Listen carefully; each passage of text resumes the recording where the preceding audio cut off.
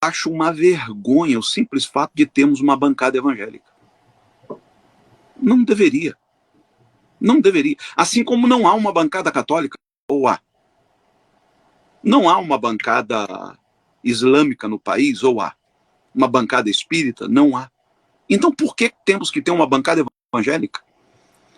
Uma coisa é um político professar sua fé, se identificar como evangélico, mas entender que políticas públicas não têm nada a ver com a fé que eles professam.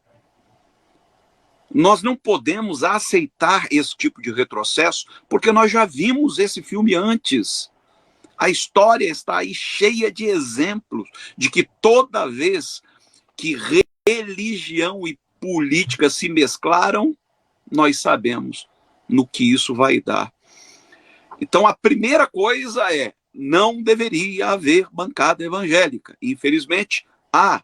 Ali o Ed Renekiewicz até usou uma palavra que eu uso muito em referência à bancada evangélica. A cambada. Cambada. É cambada evangélica. Que só faz envergonhar o nome de Jesus. É gente sem qualquer compromisso com a ética cristã. Eles têm mais compromisso com questões moralistas e não é nem pela moralidade em si, viu, professor? É porque eles sabem o potencial que estas pautas de costume têm para gerar pânico. E eles sabem o quanto esse pânico moral é capaz de produzir votos.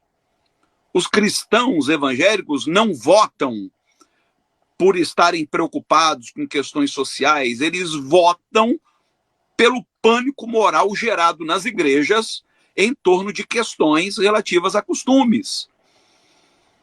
Então, houve uma época em que se falava de casamento homoafetivo, dizendo que os pastores seriam presos se recusassem a celebrar esses casamentos.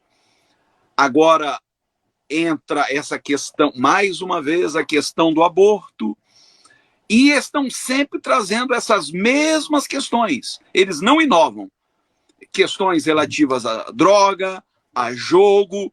Agora, me apresente um membro da bancada evangélica que tenha apresentado um projeto de lei sério que beneficiasse toda a população. Eles estão lá para representar as instituições que os elegeram. Por isso eles estão lá. Eles falam em nome dos seus dogmas, em nome dos seus valores, mas estão lá para defender interesses dos seus líderes.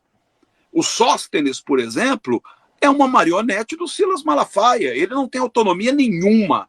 Aquela legislatura não é dele, é de Silas Malafaia. O que o Silas mandar, ele vai fazer, porque se o Silas tira o apoio, ele nunca mais se reelege.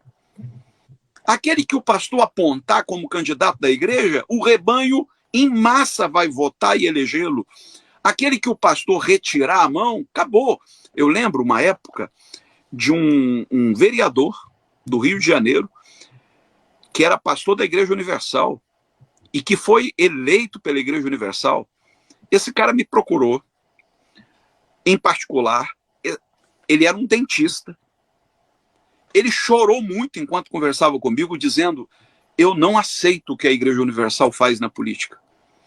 Mas se eu não fizer o que eles mandam, eu corro até risco de vida. Palavras dele. Eu corro risco de vida. Eu tenho que fazer o que é determinado pela liderança da igreja.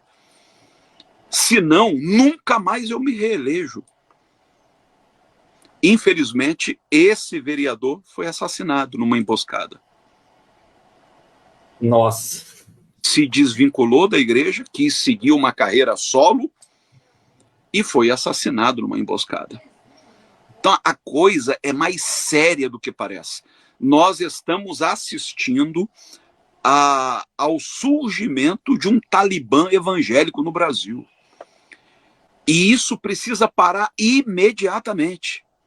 Nós não podemos continuar dando voz a esses caras. Quando eu publico, por exemplo, um vídeo como o do Valadão, eu lembro daquela canção do Legião Urbana, Índios, que o Renato Russo dizia, nos deram espelhos e vimos um mundo doente.